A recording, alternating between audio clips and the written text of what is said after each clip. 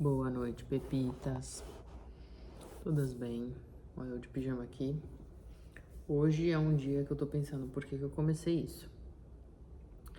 Mas foi um dia muito bom. Eu consegui fazer bastante coisa que eu precisava fazer.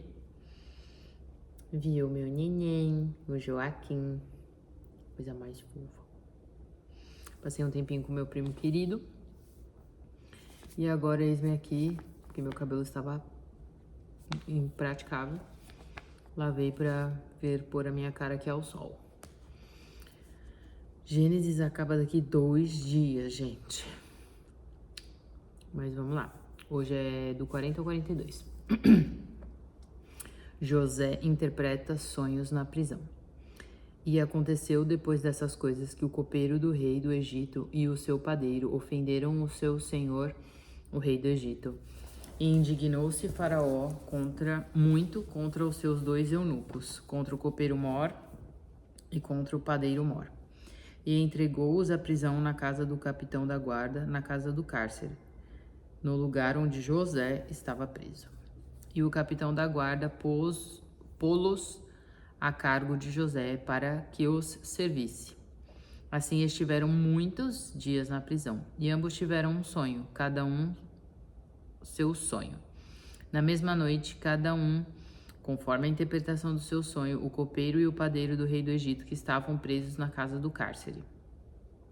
E veio José a eles pela manhã, e olhou para eles e viu que estavam perturbados. Então perguntou aos eunucos de Faraó, que com ele estavam no cárcere da casa do seu senhor, dizendo: Por que estão hoje tristes os vossos semblantes? E eles lhes disseram: Temos sonhado um sonho e ninguém há que o interprete. E José disse-lhes: Não são de Deus as interpretações? Contai-mo, peço-vos. Então contou o copeiro Mor o seu sonho a José e disse-lhe: Eis que em meu sonho havia uma videira diante de mim, e na vide 3 brotos, os quais brotando a sua flor saía, e os seus cachos produziam uvas maduras. E o copo de Faraó estava na minha mão, e eu tomava as uvas e as espremia no copo de Faraó, e dava o copo na mão de Faraó. Então disse-lhe José: Esta é a sua interpretação. Os 3 sarmentos são 3 dias. Dentro ainda de 3 dias Faraó levantará a tua cabeça e te restaurará o teu estado, e darás o copo de Faraó na sua mão, conforme o costume antigo, quando eras seu copeiro. Porém, lembra-te de mim, quando te for bem. Rogo-te que uses comigo de compaixão, e que faças menção de mim a Faraó, e faze-me sair desta casa. Porque de fato fui roubado da terra dos hebreus, e tampouco aqui nada tenho feito para que me pusessem nesta cova. Vendo então o padeiro Mor, que tinha interpretado bem, disse a José: Eu também sonhei, e vi que 3 cestos brancos estavam sobre a minha cabeça, e no cesto mais alto havia de todos os manjares de Faraó, obra de padeiro, e as aves o comiam do cesto de sobre a minha cabeça. Então respondeu José e disse: Esta é a sua interpretação. Os 3 cestos são 3 dias.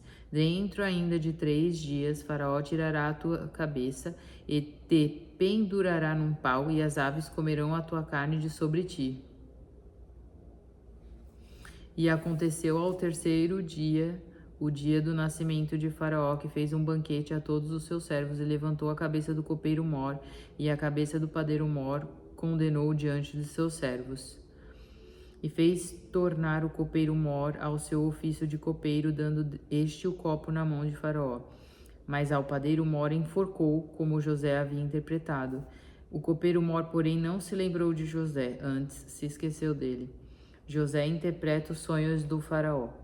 E aconteceu que, ao fim de 2 anos inteiros, Faraó sonhou que estava em pé junto ao rio, e que subiam do rio 7 vacas, formosas à vista e gordas de carne, e pastavam no prado, e que subiam do rio, atrás delas, outras 7 vacas, feias à vista e magras de carne, que paravam junto às outras vacas na praia do rio. E as vacas feias à vista e magras de carne comiam as 7 vacas formosas à vista e gordas. Então acordou Faraó. Depois dormiu e sonhou outra vez. Viu que brotavam de um mesmo pé 7 espigas cheias e boas, e que 7 espigas miúdas e queimadas do vento oriental brotavam depois delas. E as espigas miúdas devoravam as 7 espigas grandes e cheias. Então acordou o Faraó e viu que era um sonho. E aconteceu que pela manhã o seu espírito perturbou-se, e enviou e chamou todos os adivinhadores do Egito e todos os seus sábios. Então Faraó contou-lhes os seus sonhos, mas ninguém havia que lhos interpretasse. Então falou o copeiro mor a Faraó, dizendo: dos meus pecados me lembro hoje. Estando Faraó muito indignado contra os seus servos, e pondo-me sob prisão na casa do capitão da guarda, a mim e ao padeiro mor. Então tivemos um sonho na mesma noite, eu e ele. Sonhamos, cada um conforme a interpretação do seu sonho. E estava ali conosco um jovem hebreu, servo do capitão da guarda, e contamos-lhe os nossos sonhos, e ele nos interpretou, a cada um conforme seu sonho. E como ele nos interpretou, assim aconteceu. A mim me foi restituído o meu cargo, e ele foi enforcado. Então mandou Faraó chamar a José, e o fizeram sair logo do cárcere. Ele barbeou-se e mudou as suas vestes, e apresentou-se a Faraó. E Faraó disse a José: eu tive um sonho e ninguém há que o interprete, mas de ti ouvi dizer que quando ouves um sonho, o interpretas. E respondeu José a Faraó, dizendo: isso não está em mim, Deus dará a resposta de paz a Faraó. Então disse Faraó a José: eis que em meu sonho estava eu em pé na margem do rio, e eis que subiam do rio 7 vacas gordas de carne e formosas à vista, e pastavam no prado. E eis que outras 7 vacas subiam depois destas, muito feias à vista e magras de carne. Não tenho visto outras tais, quanto a fealdade, em toda a terra do Egito. E as vacas magras e feias comiam as primeiras 7 vacas gordas, e entravam em suas entranhas, mas não se conhecia que houvesse entrado, porque o seu parecer era tão feio como no princípio. Então acordei. Depois vi em meu sonho que de um mesmo pé subiam 7 espigas cheias e boas, e que 7 espigas secas, miúdas e queimadas do vento oriental brotavam após elas. E as 7 espigas miúdas devoravam as 7 espigas boas. E eu contei isso aos magos, mas ninguém houve que me interpretasse o sonho. Então disse José a Faraó: o sonho de Faraó é um só. O que Deus há de fazer, mostrou-o a Faraó. As 7 vacas formosas são 7 anos, as 7 espigas formosas também são 7 anos. O sonho é um só.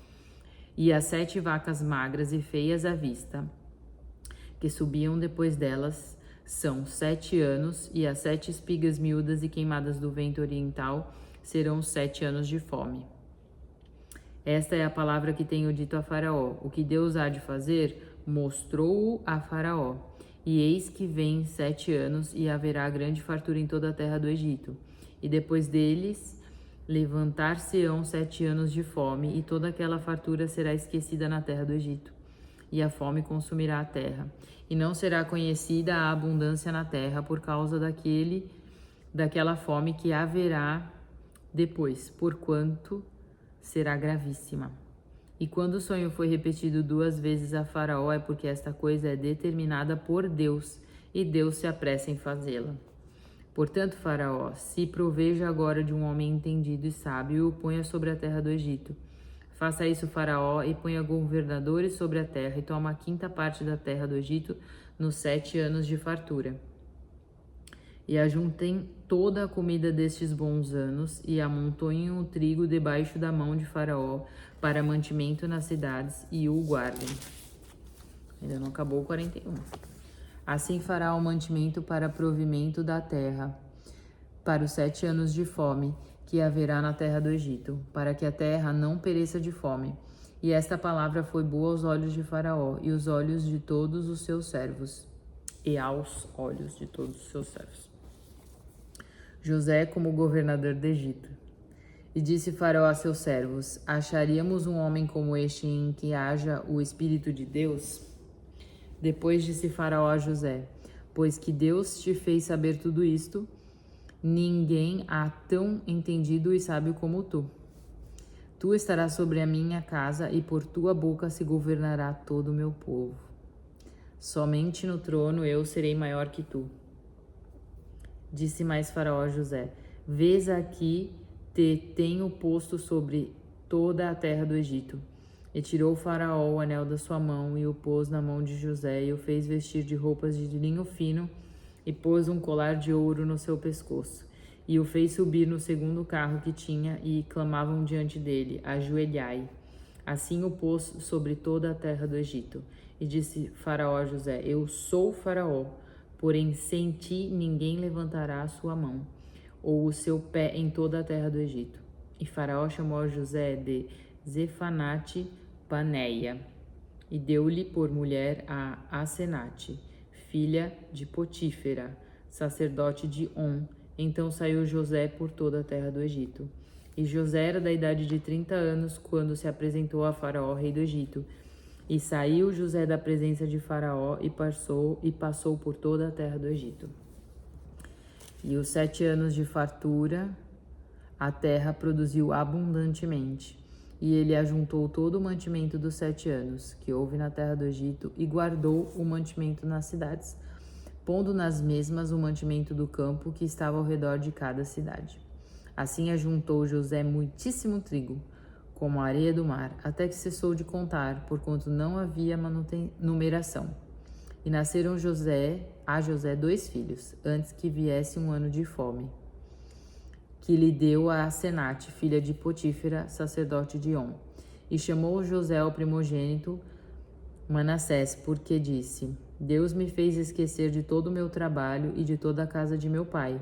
E o segundo chamou Efraim, porque disse: Deus me fez crescer na terra da minha aflição. Nossa, que bonito. Então acabaram-se os 7 anos de fartura que havia na terra do Egito. E começaram a vir os 7 anos de fome, como José tinha previsto. E havia fome em todas as terras, mas em toda a terra do Egito havia pão.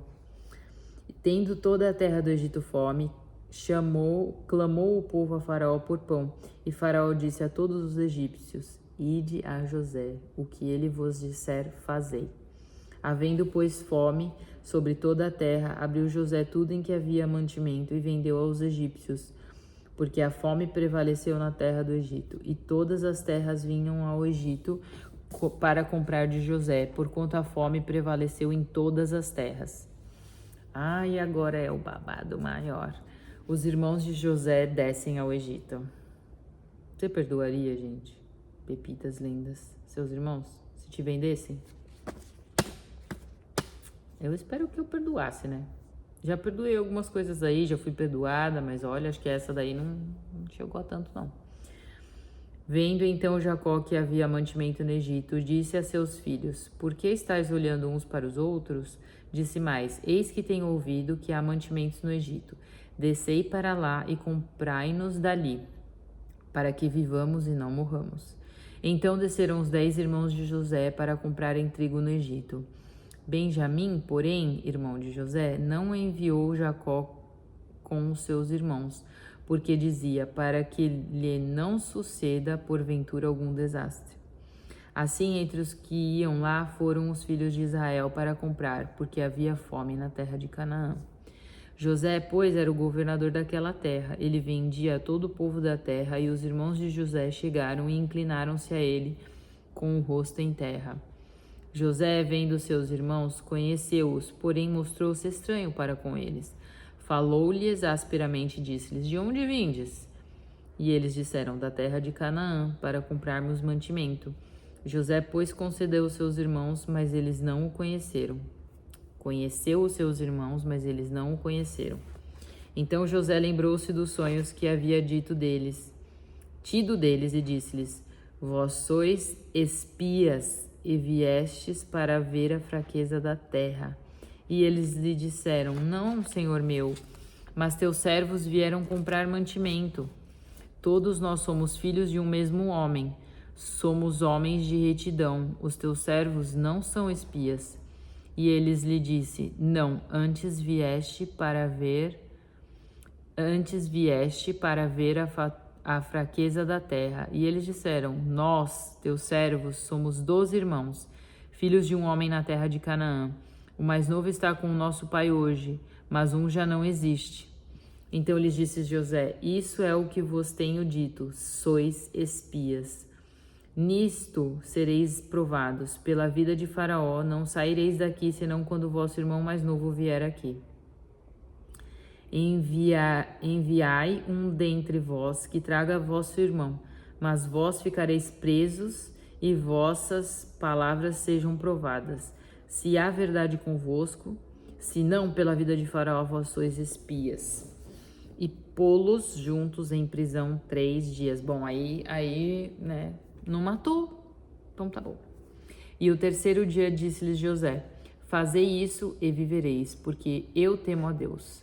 Se sois homens de retidão, que fique um de vossos irmãos preso na casa de vossa prisão. Os demais de vós ide, levai mantimento para a fome de vossa casa. E trazei-me o vosso irmão mais novo, e serão provadas vossas palavras, e não morrereis. E eles assim fizeram. Então disseram uns aos outros: Na verdade, somos culpados acerca do nosso irmão, pois vimos a angústia da sua alma quando nos rogava, porém não o ouvimos, por isso vem sobre nós esta angústia. Porque você vendeu o seu próprio irmão, né? É meio complicado, gente. E Reuben respondeu-lhes dizendo: Não vô-lo dizia eu, não pequeis contra o moço, mas não ouvistes. Hoje vedes aqui, o seu sangue nos é requerido. E eles não sabiam que José os entendia, porque havia intérprete entre eles. E retirou-se deles e chorou. Depois tornou a eles e falou-lhes. Então tomou a Simeão dentre eles e amarrou-o perante os seus olhos. Os irmãos de José voltam do Egito. E ordenou José que enchesse os seus sacos de trigo e que lhes restituíssem o seu dinheiro a cada um no seu saco e lhes dessem comida para o caminho. E fizeram-lhes assim. E carregaram o seu trigo sobre os seus jumentos e partiram dali. E abrindo um deles o saco para dar pasto ao seu jumento na estalagem, viu o seu dinheiro, porque eis que estava na boca de seu saco. E disse aos seus irmãos: Devolveram o meu dinheiro, pois ele está aqui no saco. Então lhes desfaleceu o coração e pasmavam, dizendo um ao outro: Que é isto que Deus nos tem feito? Agora está na dúvida, né? E vieram para Jacó, seu pai, na terra de Canaã, e contaram-lhe tudo o que lhes aconteceu, dizendo: O homem, o Senhor da terra, falou conosco asperamente e tratou-nos como espias da terra, mas dissemos-lhes: Somos homens de retidão, não somos espias. Somos 12 irmãos, filhos de nosso pai. Um não mais existe, e o mais novo está hoje com o pai na terra de Canaã. E aquele homem, o Senhor da terra, nos disse: Nisto conhecerei que vós sois homens de retidão. Deixai comigo um de vossos irmãos e tomai para a fome de vossas casas e parti. E trazei-me vosso irmão mais novo, assim saberei que não sois espias, mas homens de retidão. Então vos darei o vosso irmão e negociareis na terra. E aconteceu que, despejando eles os seus sacos, eis que cada um tinha a trouxinha com seu dinheiro no saco. Então vieram as trouxinhas com seu dinheiro, e eles e seu pai temeram. Então viram as trouxinhas com seu dinheiro, eles e seu pai, e temeram. Então Jacó, seu pai, disse-lhes: Tendes-me desfilhado. José já não existe, e Simeão não está aqui. Agora levareis a Benjamim? Todas estas coisas vieram sobre mim. Mas Ruben falou a seu pai, dizendo: Mata os meus 2 filhos, se eu não tornar a trazê-lo para ti. Entrega-o em minha mão e tornarei a trazê-lo. Ele, porém, disse: Não descerá meu filho convosco, porquanto seu irmão é morto, e só ele ficou. Se lhe suceder algum desastre no caminho por onde fordes, fareis descer minhas cas com tristeza à sepultura. Eita, papai.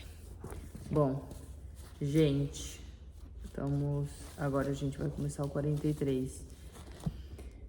Eu tenho pensado bastante em como me comportar a partir de agora que voltei para os caminhos de Jesus. E é interessante porque hoje no culto ele falou para a gente espalhar Jesus para o mundo. E eu tenho bastante dificuldade de conversar sobre isso, não necessariamente com todas as pessoas com quem eu gostaria que ouvissem, mas eu tenho sentido muito forte no meu coração que as coisas que vão acontecer comigo vão ser testemunho. Eu espero, né? A gente sempre espera que o testemunho seja dado de uma situação agradável, mas eu também tenho me preparado para, no caso de não ser tão agradável, que eu ainda assim consiga testemunhar como Deus é grande, Jesus é bom e é um cara batuta e nós somos muito melhores e muito mais felizes junto com ele. Então, assim, o meu comportamento vai mudar, que é natural, uma vez que eu sinta a paz que eu sinto, e tudo requer um certo esforço, né?